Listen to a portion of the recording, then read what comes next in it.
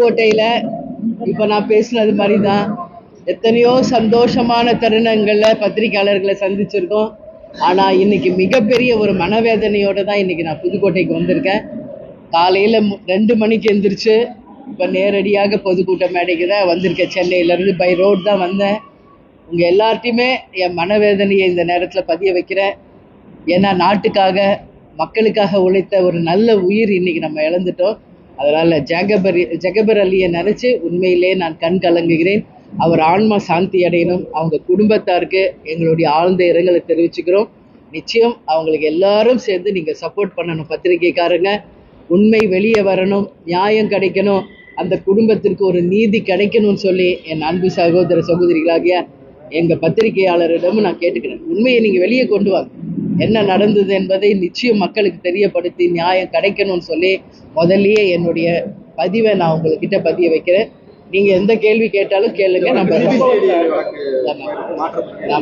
அதுதான் இப்போ நாங்கள் இங்கே ஆர்ப்பாட்டம் செய்கிறோம் தேமுதிக சார்பாக அப்படின்னு சொன்ன உடனே சிபிசிஐடிக்கு இந்த கேஸை மாற்றம் செஞ்சுருக்காங்க.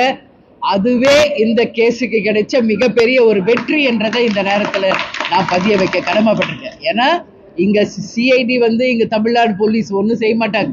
சிபிசிஐடி கிட்ட இது போகும்போது தான் நிச்சயமாக இந்த இடத்துல என்ன நடந்தது, எப்படி அவர் கொலை செய்யப்பட்டார் என்கின்ற அத்தனை உண்மைகளும் ஒரு வெள்ளை அறிக்கையாக, உள்ளங்கை நெல்லிக்கனியாக மக்களுக்கு தெளிவுபடுத்தும். அதனால சிபிசிஐடிக்கு இது மாற்றம் செய்ததை மனப்பூர்வமாக தேமுதிக சார்பாக நாங்கள் வரவேற்கிறோம்.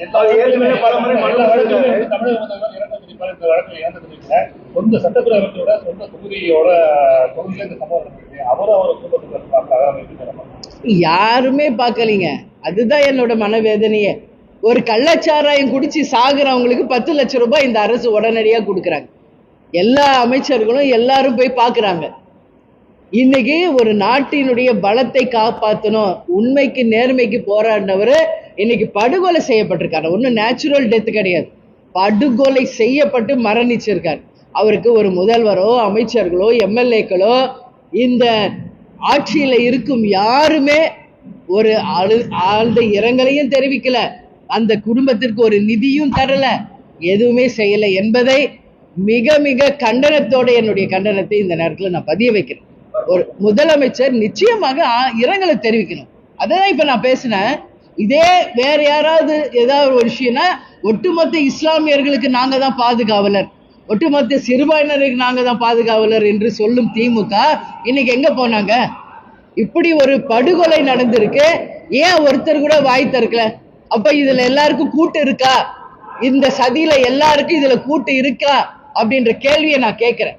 அப்படி இல்லைன்னா நீங்க அந்த குடும்பத்துக்கு ஆறுதல் சொல்லாமே, கவர்மெண்ட் சார்பா நிதி வழங்கி இருக்கலாமே. எங்க என்ன நடந்தது என்பது ஏன் ஒருத்தர் கூட பேச மாட்டேங்கிறீங்க? அப்ப இதுலயே தெள்ள தெளிவா தெரிகிறது, இந்த படுகொலைக்கும் இப்ப நடக்கின்ற ஆட்சிக்கும் ஆட்சியாளர்களுக்கும் அதிகாரிகளுக்கும் சம்பந்தம் இருக்குது என்பது நிச்சயமாக மக்களாலேயே சந்தேகப்படக்கூடிய அளவுல தான் இது இருக்கு. இது வன்மையாக கண்டிக்கக்கூடிய ஒரு விஷயம். இந்த ஆர்ப்பாட்டத்துக்கு பிறகு முதலமைச்சர் உடனடியாக 1 கோடி ரூபாய் அந்த குடும்பத்துக்கு நிதி வழங்கணும். உண்மையில் நியாயம் நீதி வழங்கணும் அந்த குடும்பத்திற்கு. அந்த படுகொலை செய்தவர்கள் யாராக இருந்தாலும் அந்த டிரைவருக்கு தூக்கு தண்டனையும், கலெக்டர், கோட்டாட்சியர், வட்டாட்சியர், காவல்துறை, விஏஓ எல்லாருக்கும் நிச்சயமாக மிகப்பெரிய ஒரு தண்டனையை, சிறை தண்டனை இந்த அரசு தர வேண்டும் என்பதை இந்த பிரஸ் மீட் மூலமாக நான் கேட்டுக்கிறேன்.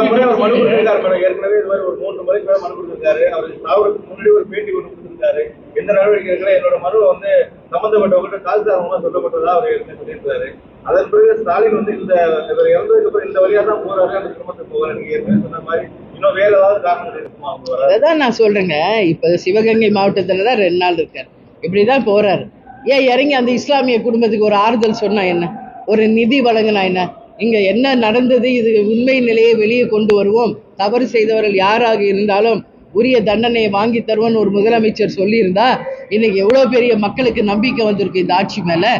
ஏன் எதுவுமே வாய் திறக்க மாட்டேங்கிறாரு அப்படிங்கிறதா மக்களுக்கே இன்னைக்கு சந்தேகம் வருது. அப்ப இவங்களுக்கும் இந்த கனிம வள கொள்ளைக்கும் சம்பந்தம் இருக்கான்னு மக்கள் கேள்வியாக நாங்க கேட்கிறோம். இத அப்ப இது தவறான ஒரு முன்னுதாரணங்க. இது எல்லா தமிழ்நாடு முழுக்க கனிம வள கொள்ளை, மணல் கொள்ளை எல்லா பக்கம் நடந்துகிட்டு இருக்கு. லஞ்சம், ஊழல், டாஸ்மாக், இன்னைக்கு தமிழ்நாடே ஒரு கேள்விக்குறியாக மாறிக்கொண்டிருக்கு.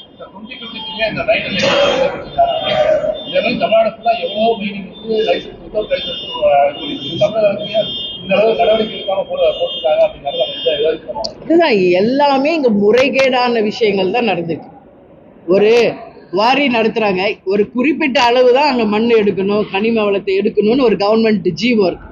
ஆனா அது சும்மா அது ஒரு கண் துடைப்புங்க. ஆனா அவங்க கொடுத்த அளவை விட பல லட்சம் டன் டாரஸ் லாரிகள் மூலமாக தினம்தோறும் தமிழ்நாடு முழுக்க பக்கத்து மாநிலங்களுக்கு சென்று கொண்டுதான் இருக்கு.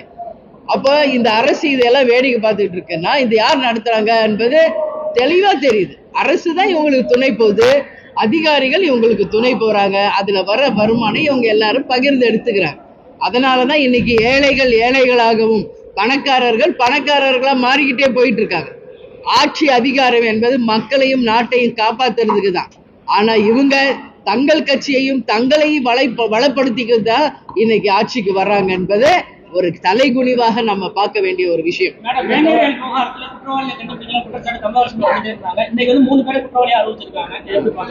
வேங்கை வயல் ஒரு தவறான ஒரு செயல் ஆயிடுச்சுங்க.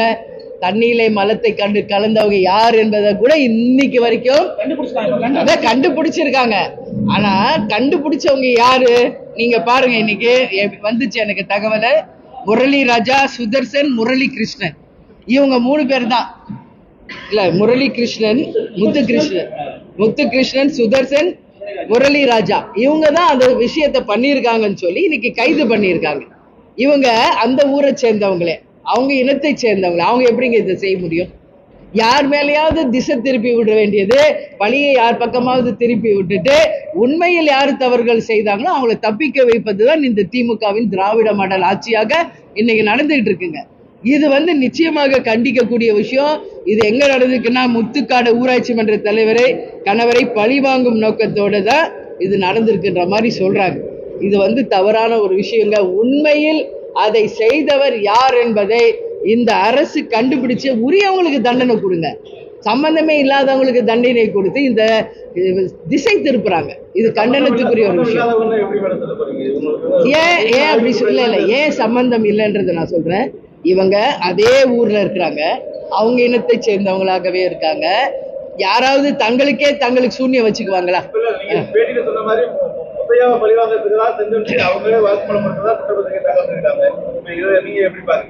அதுதாங்க இங்க எல்லாத்துக்கு பின்னாடி அரசியல் ஓடுதுங்க. உண்மையில் பாதிக்கப்பட்டவங்க, உண்மையில் தப்பு செஞ்சவங்களை தப்பிக்க வைக்கிறது தான் இங்க தமிழ்நாடு முழுக்க நடந்துட்டு இருக்கு. யார் செஞ்சாங்களோ தப்பு அவங்கள விட்டுறாங்க. இதை திசை திருப்பி இன்னொருத்தர் மேல பழிய போடுறாங்க. இப்போ சென்னை அண்ணா யூனிவர்சிட்டி எடுத்துக்கங்க. ஞானசேகரன் ஒருத்தர், யாருடைய தயவுல இன்னைக்கு வரைக்கும் அவர் இருந்திருக்காரு யோசிச்சு பாருங்க. எவ்வளவோ தவறு, 20க்கு மேற்பட்ட வழக்குகள் அவர் மேல இருக்குங்க. பாலியல் வன்கொடுமை, கற்பழிப்பு, கொலை, கொள்ளை எவ்வளோ இருக்கு. அவங்க யார் துணை நிக்கிறா? இன்னைக்கு திமுகவுடைய அனுதாபின் முதல்வரே ஓபன் ஸ்டேட்மெண்ட் கொடுக்கிறார். காவல்துறை அதிகாரிகள் அவருக்கு சப்போர்ட்டா இருக்காங்க. இது எல்லாத்துக்கும் மேலாக தலைகுனிவா நான் பதிய வைக்கிறேன். நம்ம ஸ்பீக்கர் அப்பாவு அவர்கள் சபாநாயகர் தம்பி ஞானசேகரன் அப்படின்னு சொல்றார். அப்போ இது எதற்கான முன்னுதாரணம்? அப்ப ஒரு துரோகியை, ஒரு குற்றவாளியை, இத்தனை கேஸ் ஒருத்தர் மேல இருக்கிறவரை ஒரு சபாநாயகர் ஓபன் மேடையில தம்பின்னு சொல்றாருன்னா அப்ப இந்த ஆட்சி எப்படி இருக்கு? அந்த மாதிரி தான் இந்த வேங்கை வயல் விஷயமும். இது எல்லாமே கண்டனத்துக்குரிய ஒரு விஷயம்.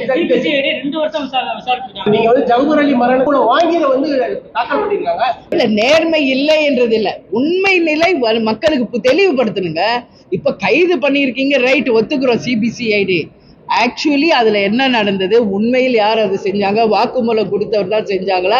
சிபிசிஐடி இதை உண்மை நிலையை மக்களுக்கு தெளிவுபடுத்தணும்.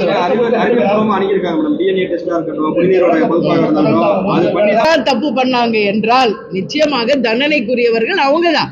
கேப்டன் எப்பயுமே சொல்வாரு, தவறு செய்தால் அதுக்கு தப்பிக்க வழியே இல்லை, உப்பு தின்னா தண்ணி குடித்துதான் ஆக வேண்டும் என்பதை தலைவர் எப்பயுமே சொல்வார். அதனால தப்பு பண்ணது அவங்கதான் நிரூபிக்கிட்டோம். அவங்க தான் தண்டனையாளர்கள் புரிய வைக்கிட்டாங்க. அவங்களுக்கு உரிய தண்டனை தரட்டும் இந்த அரசு தரட்டும். அதுதாங்க. அப்படி அவங்க தான் தண்டனைக்குரியவர்கள் அப்படின்னா அந்த தண்டனை அவர்களுக்கு தருவதுதான் சரியான ஒரு விஷயமா இருக்கு.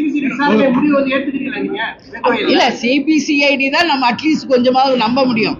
அதனாலதான் இப்ப ஜெகபர் அலி இது கூட நான் என்ன சொன்னேன், சிபிசிஐடி விசாரிச்சாதான் உண்மை நிலவரம் வரும்னு.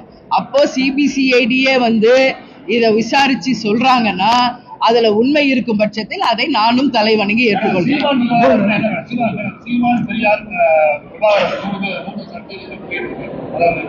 இல்ல இதுக்கு நான் பல வாட்டி ஆன்சர் சொல்லிட்டேங்க.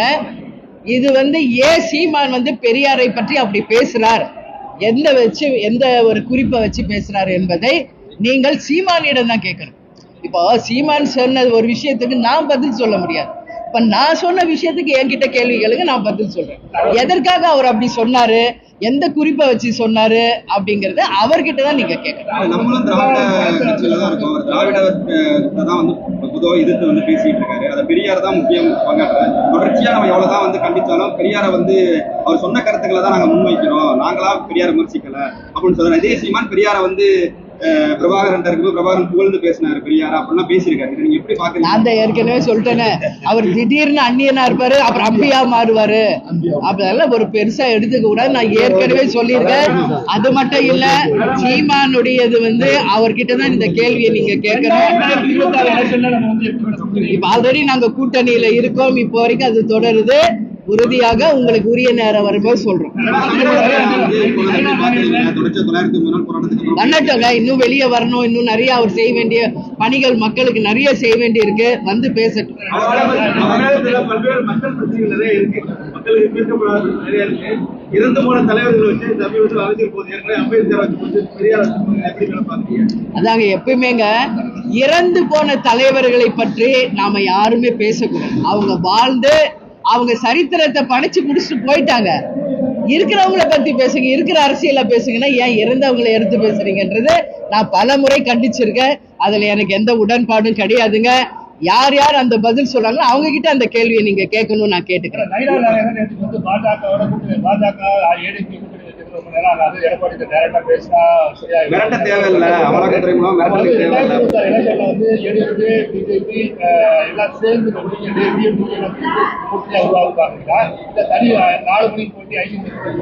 அது இப்பவே நான் சொல்ல முடியாது. இன்னும் ஒரு வருஷம் இருக்கு. இன்னும் அரசியல் கூட்டணிக்காக எந்த பணிகள் யாரும் தொடங்கல. அதனால ஒவ்வொருத்தர் இல்ல ஒரு விஷயம் சொல்லிடுறேன், ஒவ்வொருத்தர் அவங்க கருத்துக்களை சொல்லிட்டு இருக்காங்க. அவங்க சொல்ற கருத்துக்கு என்கிட்ட நீங்க பதில் எதிர்பார்க்க கூடாது. நாங்க இப்ப ஒரு கூட்டணியில இருக்கோம். 2026 எந்த கூட்டணி இறுதியாகுது என்பதை ஜனவரி மாசம், அதாவது அடுத்த ஆண்டு ஜனவரி மாசம் உங்களுக்கு எல்லாருக்கும் அதிகாரப்பூர்வமாக அறிவிக்கிறோம். பாராளுமன்ற தேர்தலுக்கும் நம்மளுடைய அசம்பிளி எலெக்ஷனுக்கும் நிறைய டிஃபரன்ஸ் இருக்கு. மக்கள் தெளிவா இருக்காங்க. நம்ம நாட்டுக்கு யார் பிரதமரா வரணும்ன்றதும் மக்களுக்கு தெரியும். அசம்பிளி எலெக்ஷன், நம்ம சட்டமன்ற தேர்தலில் யாரை தேர்ந்தெடுக்கணுன்றதும் நம்ம மக்களுக்கு நல்ல புரிதல் உண்டு. நிச்சயமாக நடக்கின்ற ஆட்சி மீது மக்கள் மிகப்பெரிய அதிருப்தியில இருக்காங்க. உறுதியாக உங்களுக்கு நான் சொல்றேன், மிகப்பெரிய ஒரு மாற்றத்தை 2026 மக்கள் கொடுப்பாங்க. மிகப்பெரிய ஒரு ஜனநாயகத்துக்கு முரண்பாடான ஒரு ஆட்சியை நீக்கி மக்களுக்கு நல்ல தீர்ப்பை வழங்குவார்.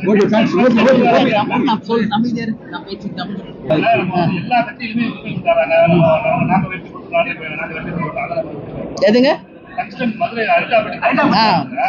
நான் நேரடியாகவே சென்று அரிட்டாப்பட்டி, வெள்ளாளப்பட்டி எல்லா கிராம மக்களையும் நேரடியாக நான் சந்திச்சு எங்களுடைய அவங்களுக்கு சப்போர்ட்டை தெரிவிச்சோம். அன்னைக்கே நான் சொன்னேன், ஒரு கைப்பிடி மண்ணை கூட மக்களை மீறி இங்க யாரும் எடுக்க முடியாது, நிச்சயம் அந்த திட்டம் வராதுன்னு உறுதி அளிச்சேன்.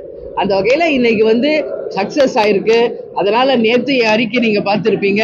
தீர்மானத்தை நிறைவேற்றிய தமிழக அரசுக்கும் அதே மாதிரி மத்திய அரசு தான் இதை ரத்து செஞ்சிருக்காங்க. அவங்களுக்கும் இதுக்காக போராடிய அத்தனை தலைவர்களுக்கும் எங்கள் தேமுதிகவை சேர்ந்த அனைத்து நிர்வாகிகளுக்கும் நான் நன்றி சொல்லி நேற்றே அறிக்கை கொடுத்திருக்கேன். வரவேற்கிறேன், தலை வணங்கி நான் வரவேற்கிறேன். அதற்கு கவர்னர் ஒப்புதல் கொடுத்திருக்காரு. தமிழக அரசுக்கும் கவர்னருக்கும் எங்களுடைய நன்றிகளை, வாழ்த்துக்களை, பாராட்டுகளை தெரிவிச்சுக்கிறோம். அது வரவேற்கக்கூடிய ஒரு விஷயம் என்பதையும் இந்த நேரத்திலே நான் பதிய வைக்கிறேன். இன்னொரு விஷயம், ஒரு கோமியத்தை பத்தி ஒரு 2 நாளைக்கு முன்னாடி ஒரு பெரிய ஆர்குமெண்ட் போச்சு. நீங்க யாரும் கேட்க மறந்துட்டீங்களா என்னன்னு தெரியல. நானே சொல்றேன், கோமியத்தை வந்து குடிக்கிறது ஆரோக்கியம்னு ஒரு டீமும், அது குடிக்க கூடாதுன்னு ஒரு டீமும் பேசிக்கிட்டு இருக்காங்க. என்னுடைய கருத்தை நான் இங்க சொல்றேன், கோமியம் என்பது எல்லாராலையும் வந்து இந்துக்களால புனிதமாக பார்க்கக்கூடிய ஒரு விஷயம். இது எல்லாருக்கும் தெரியும். உங்களுக்கு பிரியப்பட்டா நீங்க குடிங்க, உங்களுக்கு பிரியலைன்னா குடிக்காதீங்க. யாரும் யாரையும் இங்க வம்பு பண்ண முடியாது. இந்த உணவை தான் நீ சாப்பிடணும், இதை தான் நீ குடிக்கணும், இந்த கடவுளை தான் நீங்க ஃபாலோ பண்ணணும், யாரும் வம்பு பண்ண முடியாது. அவங்க விரும்பி ஏற்றுக்கொண்டால் இங்க எதுவுமே தப்பும் இல்லை, தடையும் இல்லை. இப்ப கோமியத்தை இப்படி குடிச்சு தலையில தெளிச்சுக்குவாங்க இந்துஸ். நாங்களும் பண்ணியிருக்கோம், கேப்டன் நான் எல்லாருமே பண்ணி, எங்க வீட்லயும் கூட நாங்க மாடு வளர்க்குறோம். அது அவங்க நம்பிக்கை. அது குடிக்கணுமா குடிக்க வேண்டாமா என்பதை முடிவு செய்ய வேண்டியது ஒரு தனி நபரினுடைய உரிமை. அதுல யாருமே வந்து தலையிட முடியாது, கருத்து சொல்ல முடியாது. அதுதான் நான் சொல்றேன், மருத்துவ குணம் இருக்குன்னு ஒருத்தர் சொல்றாங்க, அதுல பாக்டீரியாக்கள் இருக்கு, மனிதனுக்கு உகந்தது இல்லை என்ற ஒரு கருத்து. அதுதான் நான் சொல்லிட்டேன் தெளிவா. 2 பக்கம் 2 விதமான கருத்து. இது வந்து காங்கிரஸ் வந்து பிஜேபி மேல சொல்றாங்க. ஒரு விஷயம் நீங்க யாருமே இது வரைக்கும் கேட்காதத பேசாதத நான் சொல்றேன். நான் வந்து சின்ன வயசுல இருந்தப்போ அப்ப பாரத பிரதமராக இருந்த மொரார்ஜி தேசாய் அவர்கள் அந்தந்த மனிதர் அவங்க யூரினை அவங்களே குடிக்கலாம் அப்படின்னு ஒரு பாரத பிரதமர் நம்மளுடைய மொரார்ஜி தேசாய் சொல்லியிருக்காரு. இது ரைட்டா ராங்கா அப்படின்றது அவங்கவுங்க கருத்து. நான் சின்ன வயசுல எங்க ஊர்ல எங்க பெரியவங்களே இதை சொல்லி நான் கேள்விப்பட்டிருக்கேன். இப்ப கண்ணுல இன்ஃபெக்ஷன் வந்தா ஒரு டிராப் அவங்க யூரினை விடணும், வாயில பிரச்சனைனா யூரினை வாய் கொப்பளிச்சா அந்த பிரச்சனை போயிடும், ஏர்லி மார்னிங் ஃபர்ஸ்ட் யூரினை குடிச்சா நம்ம உடம்புல எந்த வியாதியுமே வராது என்பதை ஒரு பாரத பிரதமராக இருந்த நம்மளுடைய மொரார்ஜி தேசாய் அவர்களே சொல்லியிருக்காரு. அப்ப இது ஏற்றுக்கொள்ளக்கூடியதா? இதை எல்லாரும் வரவேற்கிறீங்களா? இதுவும் ஒரு தனிநபருடைய சுதந்திரம், விருப்பு தான். இதுல யாரையும் கட்டாயப்படுத்த முடியாது. இல்ல, அது மாதிரிதான் இந்த கோமியம் விஷயம். ஒரு மனிதனுடைய யூரினை அவங்கவுங்க யூரின் அவங்க குடிக்கலாம் அப்படின்னு ஒரு கருத்து இருக்கிறப்போ கோமியத்தை ஏத்துக்கலாமா ஏத்துக்க வேணாமா என்பது ஒரு தனி நபருடைய விருப்பம். சரிங்களா?